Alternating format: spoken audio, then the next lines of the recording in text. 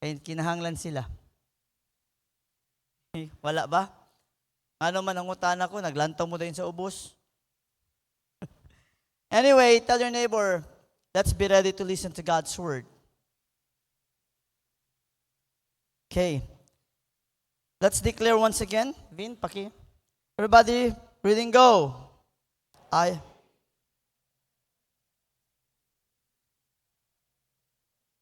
It reveals the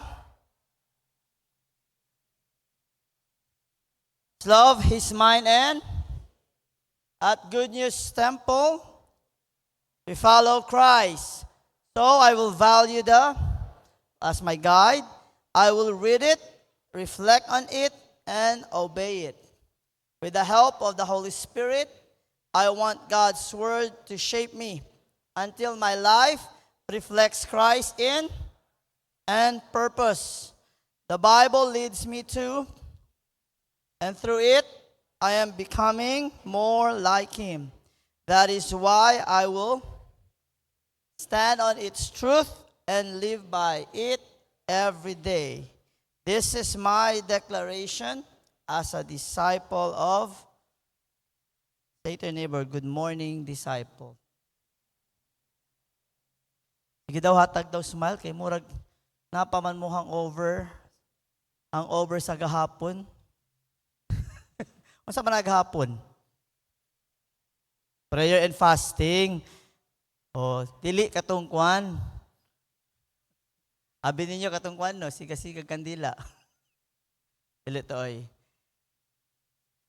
Okay. Open your Bibles with me. The book of John, chapter 4, 21 to 26. John chapter 4, 21 to 26. Our Sunday theme is, kasi naman yun ta theme the whole year, not a monthly theme, not a Sunday theme. That connects everything. So the Sunday theme is worshiping Christ, honoring Him in spirit and in truth. The title of my sermon this morning is Heart of Worship. Everybody say Heart of Worship. Ang utani di mo katapad kung na siya heart of worship. Do you have a heart of worship?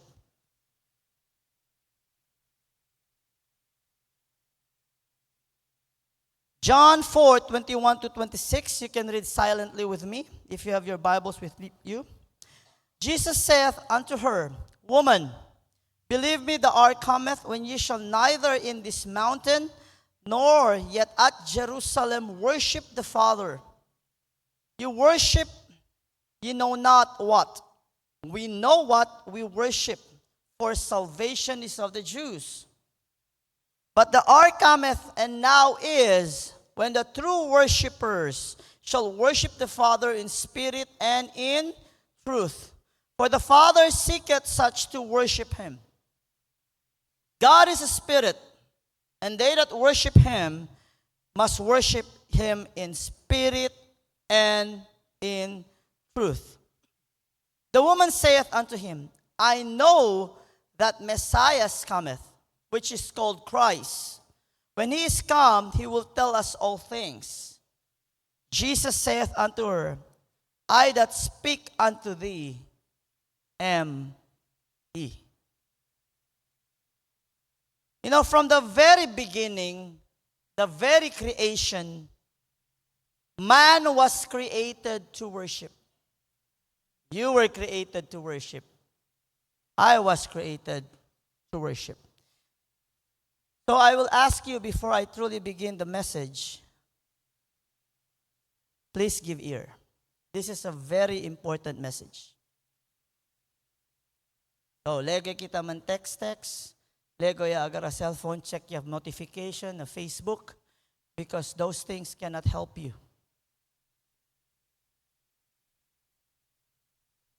Are we ready? Are you ready? Worship is not something we learn. I repeat. Worship is not something we learn. It is built into our very nature. You know ba, Pastor? Yes. I will tell you this. Every one of us worships.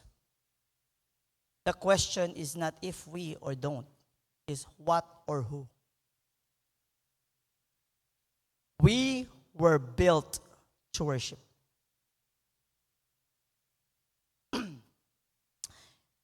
Humanity was designed to honor, to adore, and depend on its creator. However, este el problema. When man turns away from God, that desire to worship doesn't disappear. Hindi ka perde. When you run away from God, the desire to worship does not disappear. It just finds another thing to worship.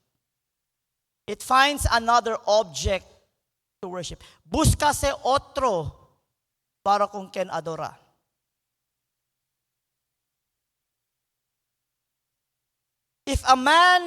If you will not worship God, if we will not worship God, man will worship something else.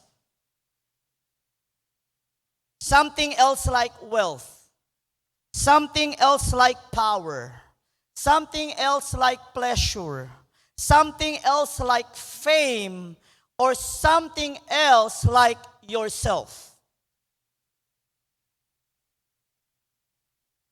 You don't stop worshiping. You continue to worship.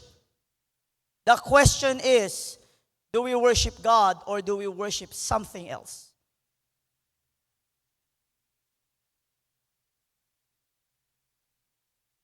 Napabata diha?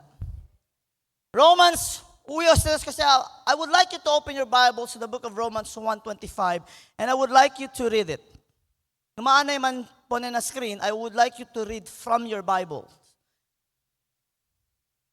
Kerio le ustedes estaba this Bible. And I want us to read together. Romans 1:25. Okay? ¿Allá ustedes? Are you there? Let's read all together. Reading, go. Who changed the truth of God into a lie and worshipped and served the creature more than the Creator, who is blessed forevermore. Amen. So you see, you don't stop worshiping. You just change the object of your worship. The sad part about the topic worship is that we are in the time, sitang kwento kita worship. May I ask you, see, when I speak about worship, cosa ta entra de ustedes imagination? What's the picture that you see? Huh? A lift up hands, singing church. Yes or no? Yes or no? We were taught from this modern day, mga preachers or people that's worship. When I learn what worship really is, this is how I picture worship. Are you ready? An altar and a sacrifice. An altar and a sacrifice. And so we will find out se porke lego. And that's the reason why, Chen mas abla to, porke kailan sinanuma, worshiper kel, kaya Sunday, mireo, asagat isimano, save gat sele, kaya worshiper gat sele.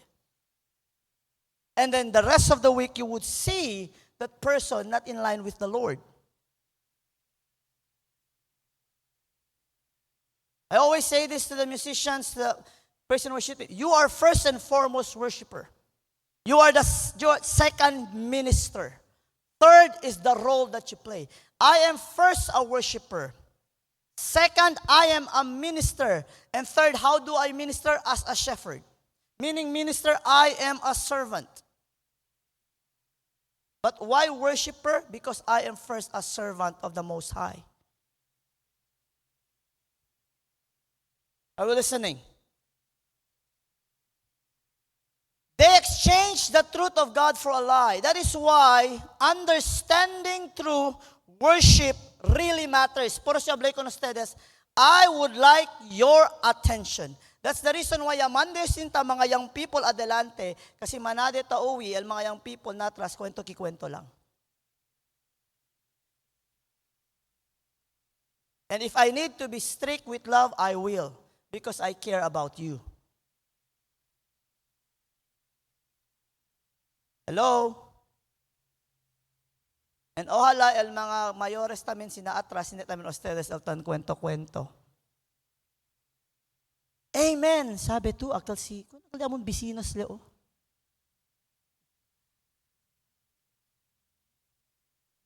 In Genesis 22 verse 5, when the word worship first appeared, Abraham said, I and the lad will go yonder and worship. Abraham did not bring guitar. Abraham did not bring drums. Abraham did not bring tambourine nor cymbals. Abraham brought Isaac, a knife, and wood, where to lay the sacrifice. Created an altar there. Por eso hablé denante, when I hear the word worship, not in the vicinity. I am a musician, pero now when I hear worship, there's no music involved. You can worship through music. But worship itself is not music. You can always lift up your hands and cry, and yet your heart is not worshiping.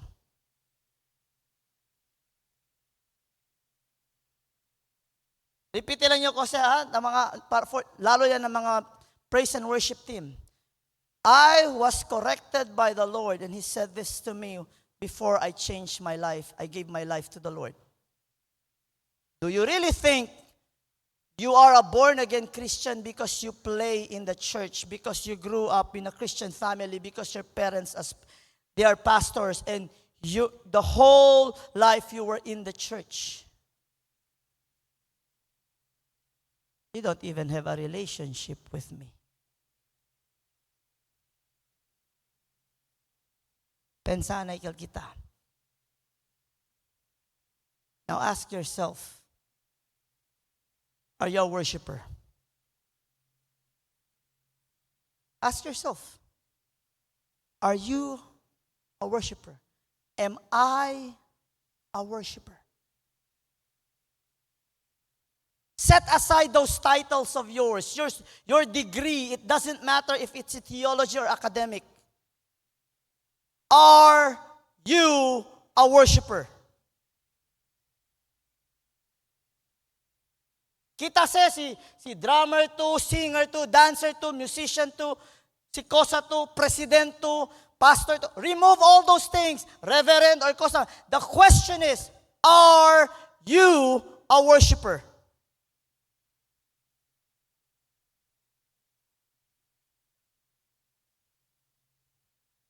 We will see the standards of the Lord right now. There was no mention of music. There was no mention of dancing. Worship was not about melody or instruments. It was about obedience and knowing God's will.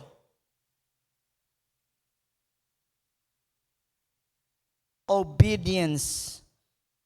Loving God. Humble before God.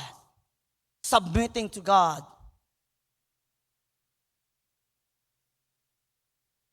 Para sa na John chapter 4, when they meet si Jesus kuno Samaritan woman at the well, they were talking about water in the beginning, but it end up about worship.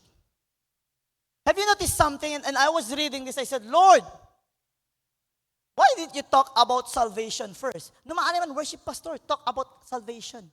But Jesus, talking to the woman, someone who does not know, Jesus did not go in and say about uwi na ito, sabi ito. No, he talked about worship right away. And you know why? What's the first command sa 10 Commandments? Thou shalt not. Ano sa daw? Thou shalt love. You know what's that? Worship.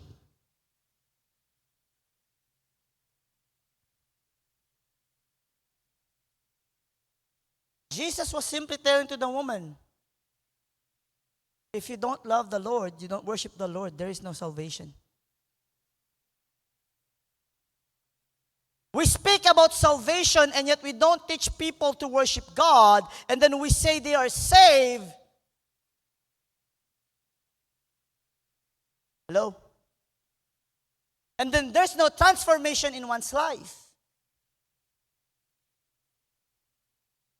Begins with the talk about water, ends with worship.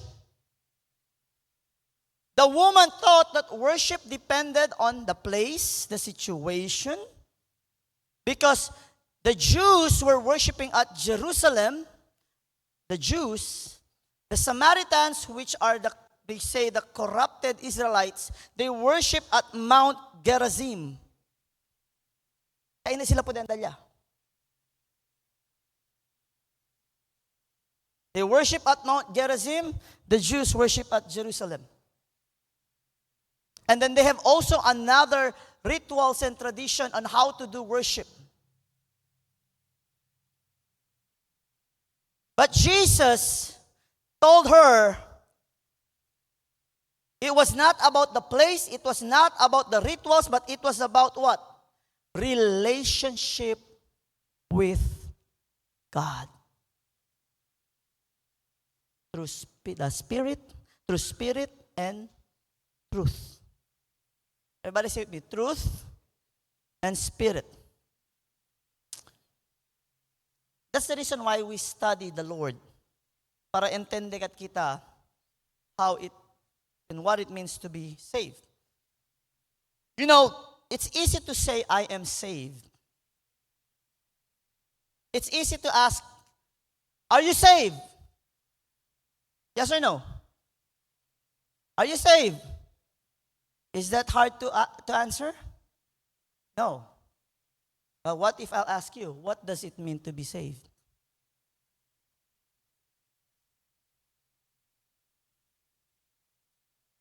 What does it mean to be saved? Basta anda lang yun na shelo?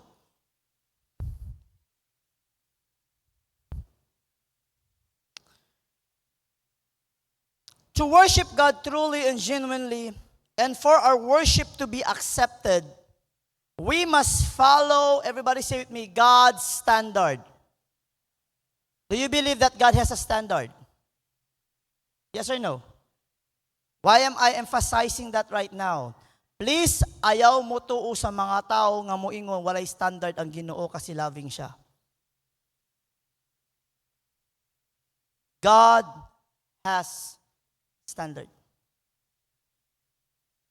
Walay kondisyon daw ang promise ni Lord.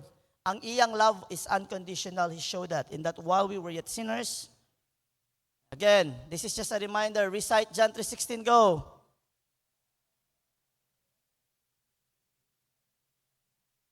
Condition. Ay, condition. Mauna pa inyong but, nag-ingko condition.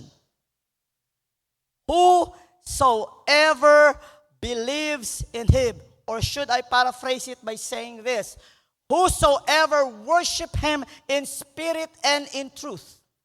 Those who believe in the Lord will worship Him in spirit and in truth as a result of being saved. That's very important. As a result of being saved. That's the evidence that you believe. That's the evidence that you are saved by the grace of God and not of your works.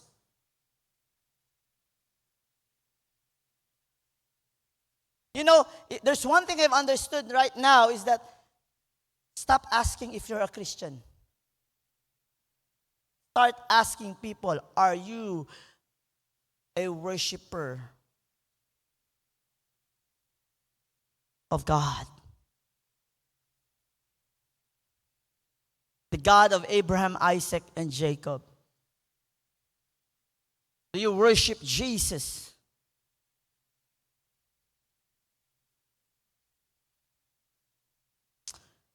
Let's go first, verses 21 to 22 of the book of John.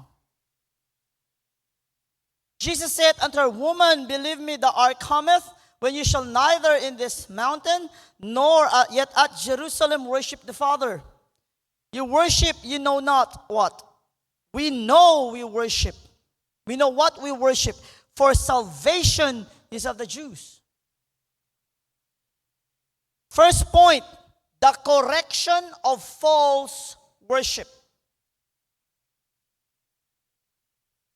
The scripture implies if there is a true worship, there is also a false worship.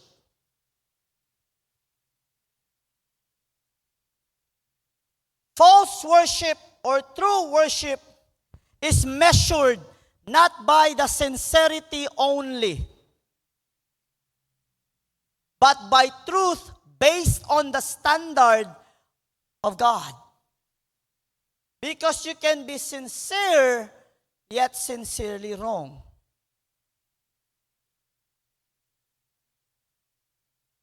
Nagets ninyo?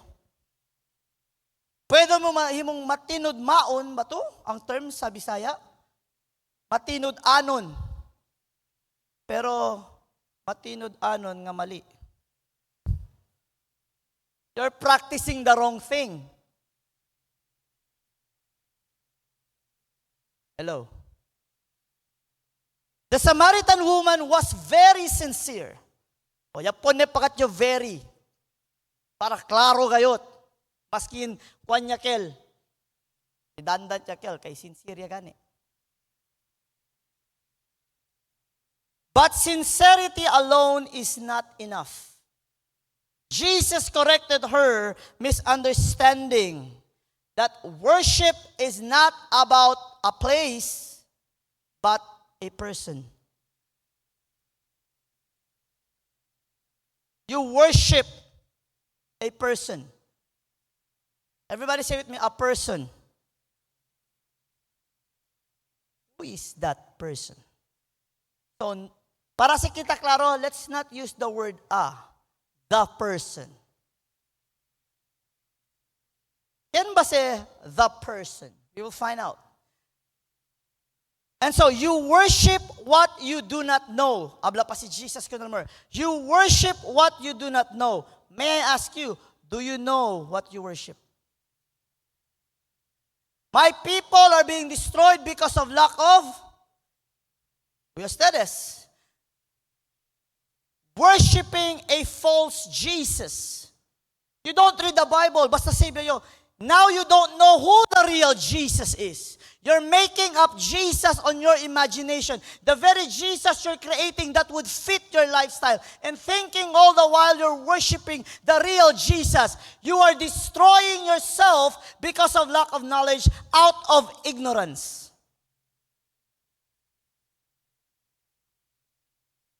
Okay lang hindi le. Okay lang hindi sa basta yan din iglesia okay ah. Importante, God is love. That's the truth, but do you know the entirety? What the Bible says about the Lord? Who God is?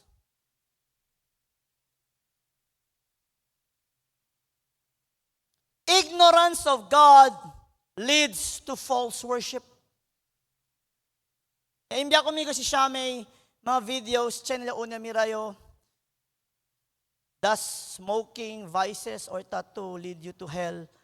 Or tabla preach, okay lang man daw kinito to gintemper. And I was, my blood was boiling. You know why? It's not about going to heaven or to hell. The question a believer must ask is this: what would Jesus do? Would this glorify God? Will the Lord be delighted on what I'm going to do? Igwa lang ba si Ablayo?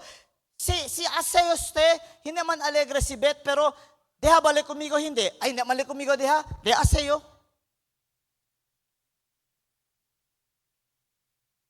Having, not understanding who the Lord is. The reason why we cannot worship is because we do not know who He is. That's the reason why we study Jesus. For the entire year, our focus is on Christ. We study the mind and the person of Jesus Christ. Why? It is very important to study that we may know and understand whom we worship. Naentende kita, sabi kita kung ken kita taadora. That we may worship Him in spirit and in truth. His standards, not mine. His standards, not yours. Again, are you a worshiper of the Most High?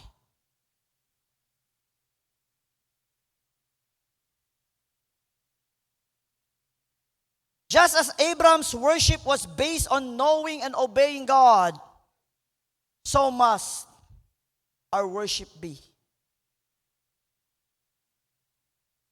Without the right understanding of God, who God is, worship becomes empty ritual or emotional expression only.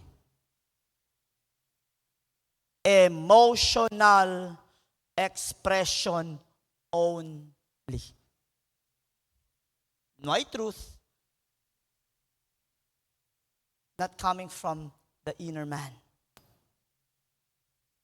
No transformation of life, no nothing. That's why the Bible says, many do worship or tell me they love me from their lips, but their heart is far away from. Amoy habla Diyos. Are you still there? I would like to say something before I proceed to point 2. Please don't misquote me or misrepresent me. Quiero esté claro usted. The prince of this world is who? Right now. Satan wants everyone that will have no time for the Lord. Do we agree on that? To the students and to the parents who have students, be very careful because you might be worshiping the education already and you started to forget God. Are we listening? Are we listening? Education is important. Do you know what secular means? Secular means without God, or God is not in the picture. Can a Christian be secular? Yes. Right? But should a Christian be secular? No. It means this. You work for the government. You work for something, or for example, na PRC2, nothing about God. But should I be secular? No. It means this. Everything I do must glorify God. That is my first priority. The things I must do must glorify God. I must shine wherever I go. Therefore, wherever you go, even in a secular place, you represent God, and that itself, my friends, is a form of worship. Bisag asa ka mo adto. Dili kay sa school, mayon ka Christian ka, how many youth, di lang ko mag-mention name, na pastor, di ustedes galikil, kasi na Ateneo siya ansina, porque man, ay di ustedes galikil, pastor, porque man, pasaway mangat kil, siya na best, tatragaya lang yung laway.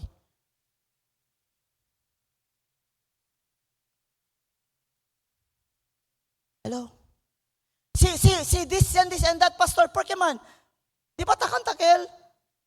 See, porque man, oh grabe, bin malbo ka mangat kil, alyan na school.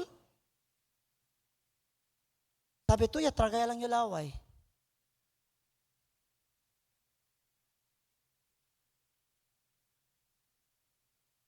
What would Jesus do?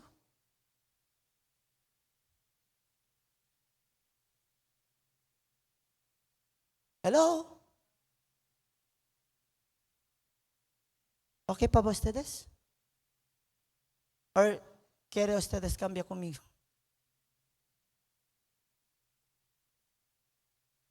Hello? Mga young people, ¿qué tal ya tu vida na school?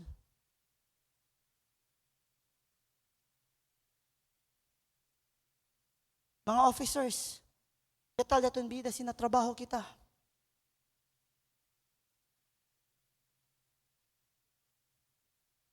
Mga saved people, ¿qué tal el mga luz? Are we living a life of worship? Or are we just a Sunday worshiper?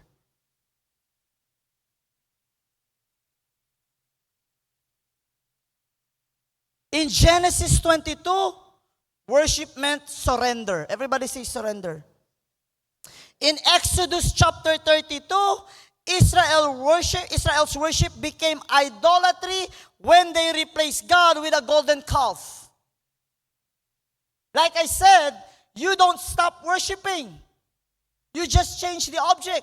It might be yourself. Kaya aseto ko sa tukeregos, ay bahala si Lord. Naman si pastor. Kusa naman si pastor? Noya pensa kung pastor. Pensa lang kung el Diyos. ¿Por qué man ustedes miedo con pastor? ¿Qué no cosa puede hacer con ustedes? ¿Di mío ba el cielo? Si di mío el cielo, yo dueño el cielo. Man miedo ustedes conmigo. Ano man niyo abla ako ang daan? Si Kristo man ang daan. Huwag kayong matakot. Hello? In our time, during the time of Abraham, worship meant what? Surrender.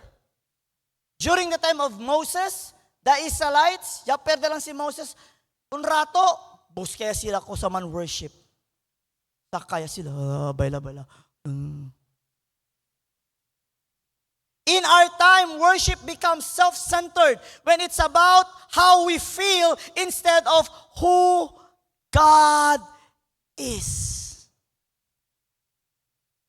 You know, idolatry or Satan worship right now is very rampant. They even show it in concerts. Yung meron sa taskat ay, alegria sa corny daw mga persitabla, sila mga Kristiyano daw, corny daw, KJ. Siya nag-alaraw na un lugar, sabi ko, God of War, talang magkil, madiantes, magtal-Diyos. Kabart, alya sila taka sila DJ, kermanadagat, tantomahan, maburacho sila, baila-baila, kabasito ka, ansina-ansina pa sila. Don't you know that is worship in a form of worship to Satan? Don't you know, you as believer going to a concert of someone who does not glorify God, and then you raising your hands, abri-lus ka man, ansina tayo. Don't you know you are taking part of it? And then here we are, si the worldly, hay, binbalikat, mubigit. Pero si the iglesia, habla to, si para de Diyos, habla to supervisor ta kanta.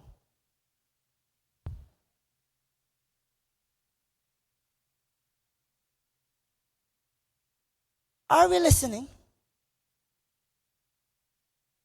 Sayang no, no, pwede mandamira, masin po ko video lang. Para siya ng ustedes idea. Man was made to worship. Say with me, I was made to worship. Listen to this. But when worship is misdirected, it becomes corrupted. We either worship the true God or we either worship a false God. A false God na i-inventa kita na daton imagination.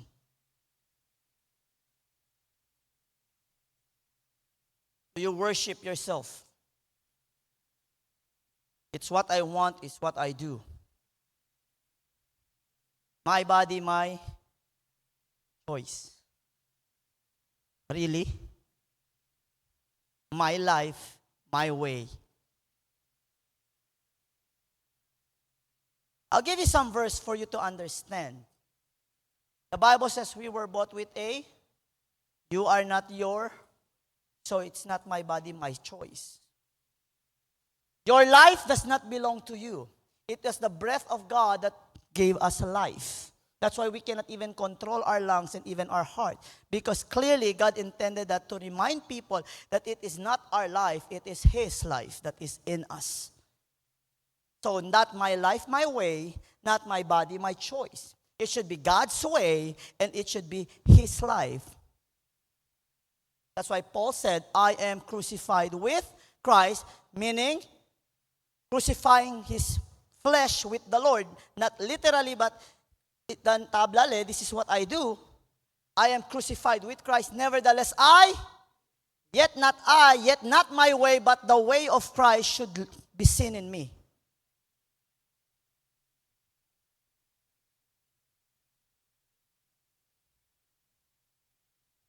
Usa kita debe ase.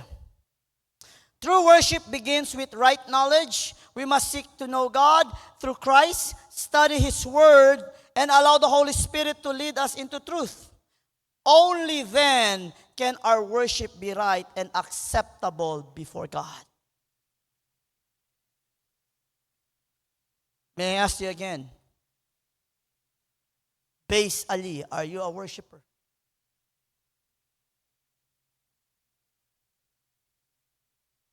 Hello? Porque man sino, takibal answer na mi face. Denantan sino, aron sino. Number 2. Number 1 was the correction of false worship. Number 2, the condition of true worship. Verses 23 to 24. But the hour cometh, and now is when the true worshipers shall worship the Father in spirit and in. For the Father seeketh such to worship. God is a spirit, and they that worship Him must worship Him in spirit and in truth. Here, Jesus reveals or tells the woman God's standards for worship. First, in spirit. It means worship must come from the heart, not just lips. It's easy to say, I love you from the lips. Dios te descree. Ingon na sorry. Ingon na sorry sa iya ha. Sorry. Yes or no? Kabar sale el corazon nuela. Or, chenetamen mga artista, may nakoras sa sorry agad, Brad. I love you, Brad. Carly Gayon, fine, agad nada. And sorry lang yung para kabaya lang. Yes or no? Do you love the Lord? Sure. Sure. When was the last time you said you love the Lord? And what was the action after you said you love the Lord? Did you forget God, or your mind was really with the Lord and kaya natukoy daw na dito yung actions? It's like me saying to my wife, I love you, Bet, kabarsalayo asyo lukuras. Do I love her? Hello? Okay pa ba kayo?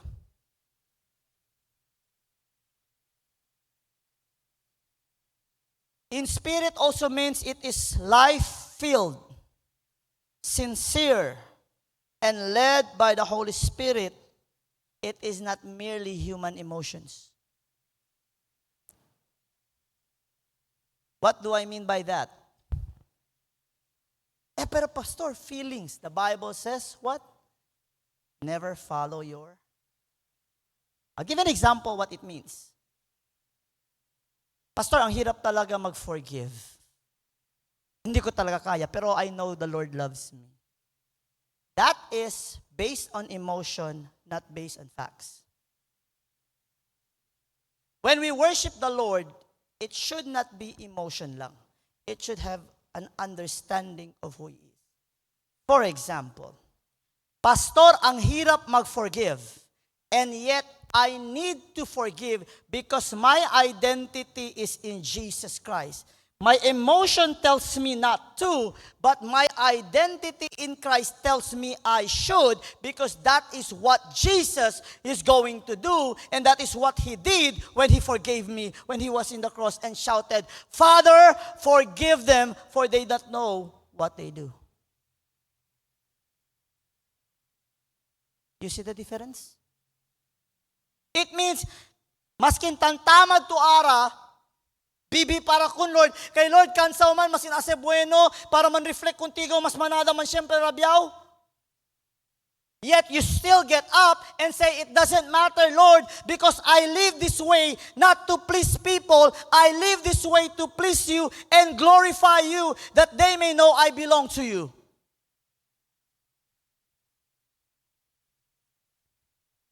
Yan gets kita? Not merely emotion. Kay pensaba kita, kenal pinaka-grabe tayura, amol pinaka-worshipper. You wanna, hindi tabla todo ang sina, pero do you wanna know the truth? Manada beng grabe yura, hindi sila worshipper. Ben bueno lang at sila artista. This is what my father used to say. You will know if that's only emotional. Kay kabasa yura, apenas sa lebira lang sa nabida antes. Because true worship will lead to transformation.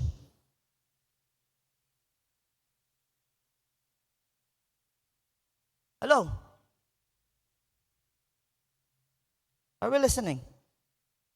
Because in spirit, because God is spirit, we worship, our worship must rise from our inner being, not mere outward form. It's not the position you are at, sikilaya tutan worship. It's not the volume of the voice. It's the heart that matters.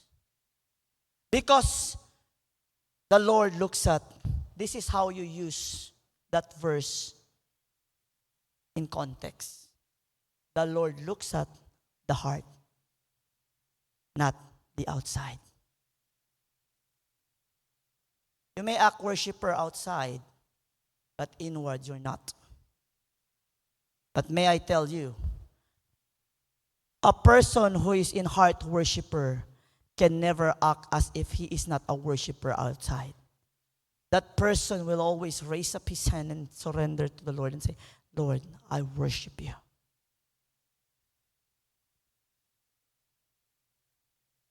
Hello? Kasi daw kuhit doon maluya man. Pastor, pwede man ito magkwento lang about, kasi ara pastor, kaya raya chinesen, magkwento about blessing, akal million. Listen, I am actually, without you knowing, and this is what I understood from time and time studying, every word that I give to you, Chenepimi connection in Matthew 6:23, Matthew 6:33. You know why? I am talking about the source. And if you are with the source, you don't need to worry about the resources. Pero ang problema lang, do you know the source? Do you worship the source? Do you trust the source?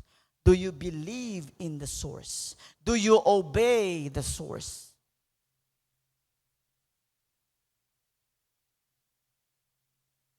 In truth, what does it mean? It means worship must be grounded in God's revelation. His word, His nature, and His Son. Scripture, study the word to know who God is and to know Jesus Christ. There and then, slowly, you can worship in spirit and in truth. Why does it matter? Because truth directs our worship away from error, away from emotions, into alignment with who God really is.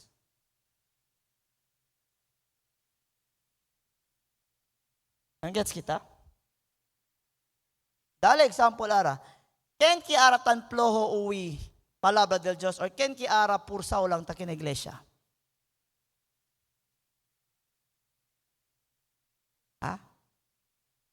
Por qué ustedes está aquí siyempre? Pwede mo ustedes ni abuya.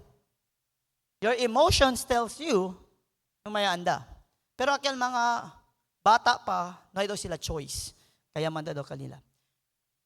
Parents, listen to me. Ustedes el parents. Nung mga abla, pastor, no kaya po sa mga bata kasi umalin. Listen. Tapur sa gani ustedes sinaskwela? Yes or no? Anda ka sa eskwela, no, hindi mo na absent. Yes or no? Para siya ni good grades. Para kinabalid the future. Why can't we really strive and push the children to study the Bible, to go to church, to know the Lord, because what they will benefit from it is not only good grades, it is eternal life, it is salvation, it is transformation of life. ¿Por qué hindi kita tapo di ase?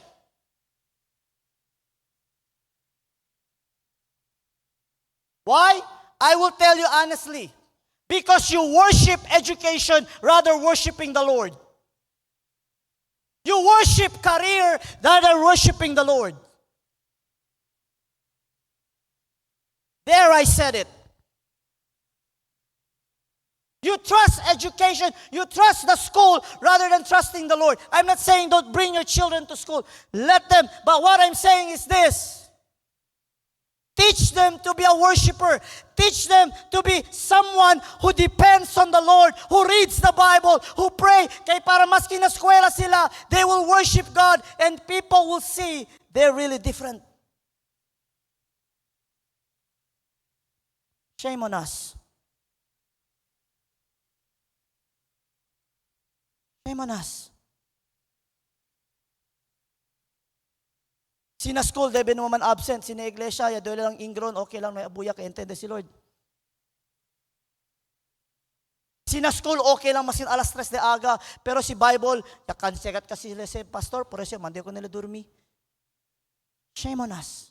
And then you expect your children to grow fearful, for akal ba, someone who respect the Lord, someone who will reflect the Lord. Ngano man na ana? Ngano man? Kaya gusto ka, mas maayo siya sa math kaysa may mo siyang Kristohanon. Instead of teaching them to worship God. Hello? Suko na mo sa ako? I'm just saying.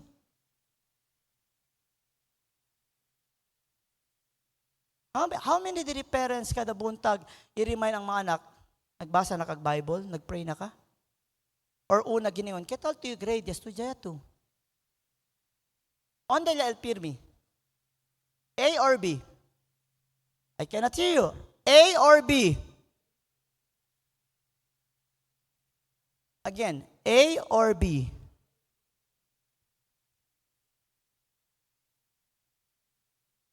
Are we listening?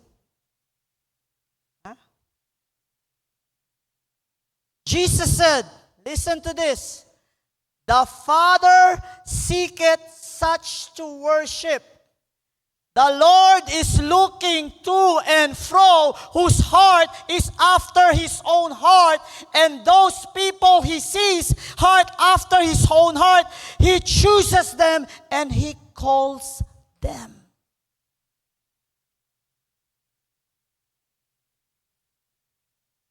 Six. Will the Lord find a heart of worship in you?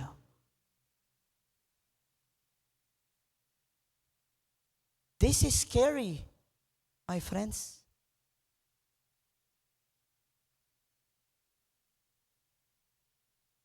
It means we cannot hide from. You can smile all you want this morning. You can act as if you're excused. You can act as if, oh, I'm okay.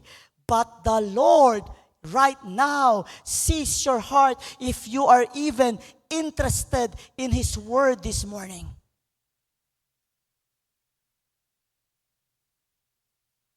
even in listening, sitting down, it should be a form of worship.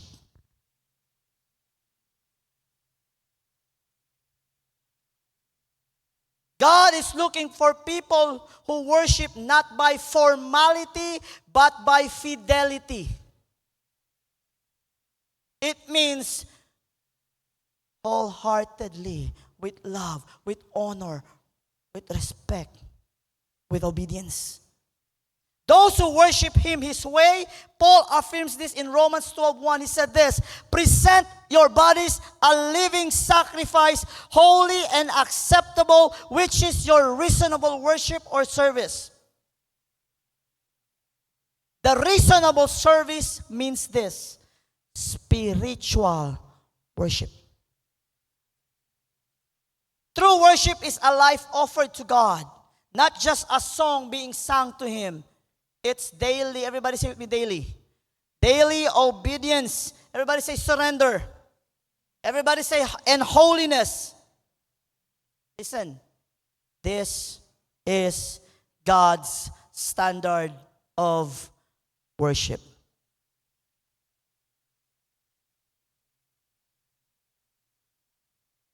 Katalman al-box, check or exya kita?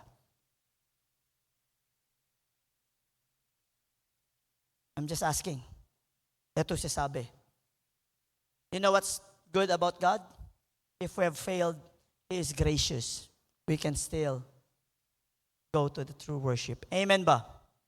Si Talia to na true worship, I encourage you, continue. Continue. This is the application. We cannot worship in spirit if our hearts are unclean.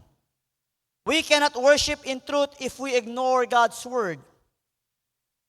True worship involves both the inner life transformed by the Spirit and listen to this, the inner life transformed by the Spirit and the outer life conformed to the Word. The Word cleanses us from within, then out of the abundance of the heart, that is how you act according to the Word of God. You see the difference? Jenes makoya, no, ay, Kristiyano, galikal sila. Otro man. Your life is a message itself to the unbelievers. That's the best preaching you can give them. Third, the last. The center of true worship. Enante, Kosal first. The correction of. The second, the condition of. The center of true worship. Verses 25 to 26. The woman saith unto him, I know that Messiah cometh, which is called Christ. When he is come, he will tell us all things. Jesus said unto her, I that speak unto thee am he. Jesus just said, Iyokel. Pero tokal ko ng Messiah, alas Jesus, Iyokel. Jesus declares himself to be the Christ, the one that the woman has been waiting for. El tabla lang kay si Kristo este. He is and he should be the center of worship. Have you noticed something here? Jesus did not say another name. Jesus did not even say another way.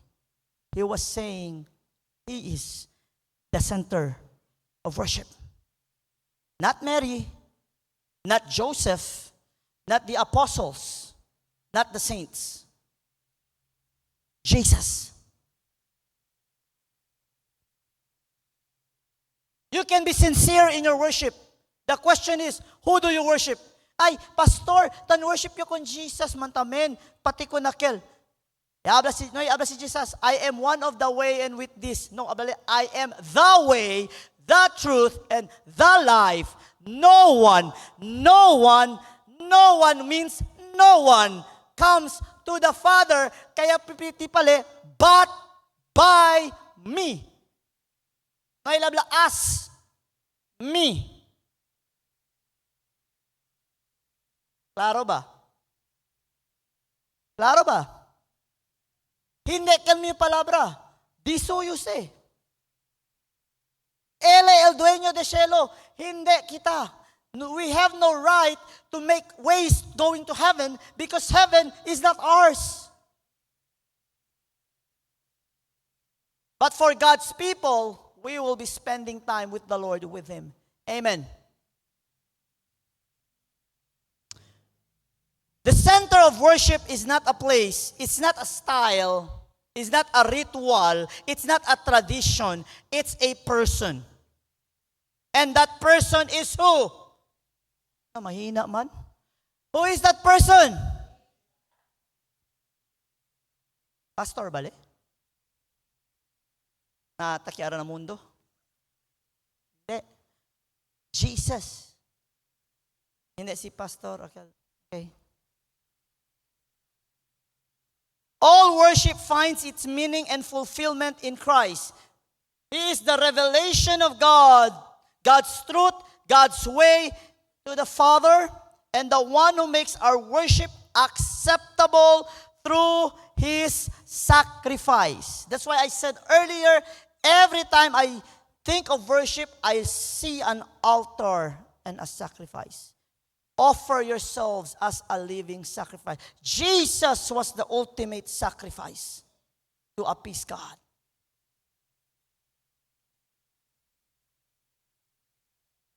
Are you still there? Therefore, worship is Christ-centered, Spirit-led, and truth-based. Say with me, Christ-centered, Spirit-led, truth-based. As we behold Him, we are changed into His likeness. The old is gone, the new has come. The more we know Christ, the more our worship deepens. And the deeper our worship, the more we reflect the image of our Lord Jesus Christ. Transformation and worship cannot be separated. Application. If our worship does not lead us closer to Christ or make us more like Jesus, then something is wrong. Maybe, just maybe, we have a false worship. Kung 20 years na ka, hasta karon dragon gihapon ka, o nya mag-iyong ka sa ako, worship ka, you need to have a check.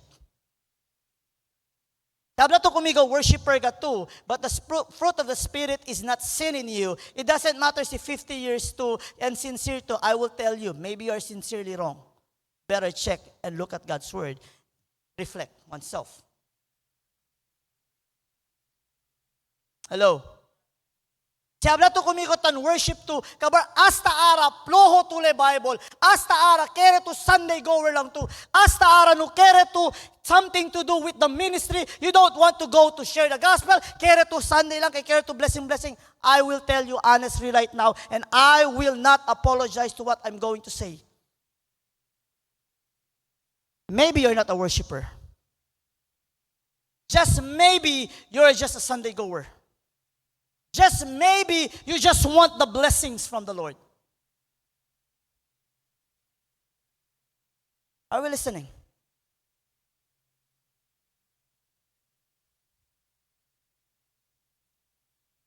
Hello? Hello? Friends, kaya punta ha? I love you. Wala ko nagpaigo kinsa sa inyo diya. I'm speaking in general. Basi masuko na pud mo sa ko. Si Pastor kabalo ba siya kung kinabuhi? Nagpadungog na po diya sa... Okay. The correction of false worship. What's that? True worship starts with knowing God and who God is. The condition of true worship, it must begin in spirit and in truth, following God's standards. And the center of true worship is found in Christ alone. The revelation of the Father. These are three deeply connected things. Porque man, este you cannot worship rightly, which is point 2, the condition of true worship. You cannot do that unless You know God truly, which is point one. Okay? You cannot know God truly, which is point one, without coming to Christ, which is point three, the center of worship. These three, the Holy Trinity tamin sila. Are you with me? Hello? You want to worship the Father? Sa tabla, hindi sila pasa kung Jesus? Pobre man sila. You need to pass to Christ to have that worship. So as I end, from Abraham's altar to the Samaritan well, worship has always been about knowing and obeying God. The first act of worship in Scripture, again, involves surrender, not music. In John chapter 4, Jesus confirms the same, that worship is not about sound, it's not about style, it's not about rituals, it's not about tradition, but about knowing God and aligning with His truth. May I remind you, we were created to worship. And the question is whom or what we worship. If we do not worship God, we will worship something else. We will worship something else like possession, pleasure, or self. But only worship directed toward to God through Christ satisfies the heart and glorifies the Creator who is blessed forevermore. And I will challenge you with this. Hasta karon ang Ginoo nangita og kasing-kasing nga nag-worship siya in spirit and in truth. Do you believe that? Do you believe that? Yes. God's still seeking true worshiper. Not those who worship only on Sunday. Este pa. Uyo ustedes. Praise and worship lang man siya. Lagay na preaching. Andel importante, praise and worship or preaching? Todo. Listen to this. Satan can sit with you reading the Bible. Do you know that? While you're studying sincerely, Satan can sit with you. Asa likundigo, kaya dormi, pansamok-samok likundigo. But you know what Satan cannot stand? A worshiper.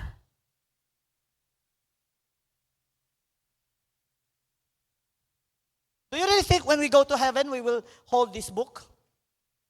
No. We will be worshiping. The word would be in front of us.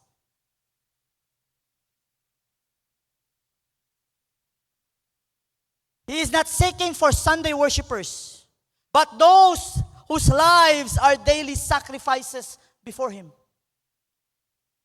If we truly want our worship to be true, genuine, and accepted, we must follow God's standards. First, worship Him in worship that is in spirit, meaning from a heart surrendered to the Holy Spirit. Second, worship that is in truth, grounded in His Word and centered in Christ. And third, worship that is in life. It means this: the way you live reflects His holiness, His righteousness, obedient to His Word. And as we live this way, we fulfill our church purpose and vision. That is to know, to understand, and to be influenced, to become like Christ. Por eso, mga brethren, let's be that kind of worshiper. Amen. You have to decide, be a true worshiper that God is seeking.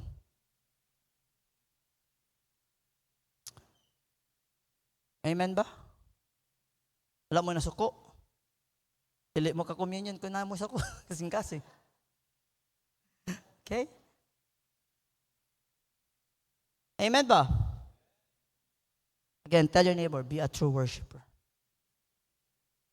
Be a true worshiper. Before we take communion, I'll just want to say this. Este kalayo kal debe habla as end. Remember I said altar and sacrifice, right? And then Paul said, offer yourself as living. I will connect the dots. Ready ustedes?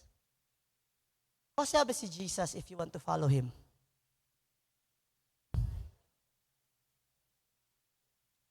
What do you do sa altar? Dance? What do you, in the olden times, altar and sacrifice, what do they do with the sacrifice? How do they offer it? This is the reason why Jesus said, if you want to follow me, deny yourself, take up the cross, and follow me. And that's the reason why Paul was saying, mortify your flesh daily. And this is, to top it up, abla pa si Paul na Galatians 2:20. I am crucified with Christ. It means I am offered. Nevertheless, I live. It means I am offered to die, not as a sacrificial offering to God, but to die on myself, that the new life in Christ, therefore not I, but Christ lives in. And so worship is not singing. Worship is offering oneself to the Lord, saying, what would Jesus do? Is my action God glorifying? That is true worship. And I will say a quote. I'll be there, Ken, pero bali ablale. Worship is not just a part of your life. Worship must be your life. Communion assist.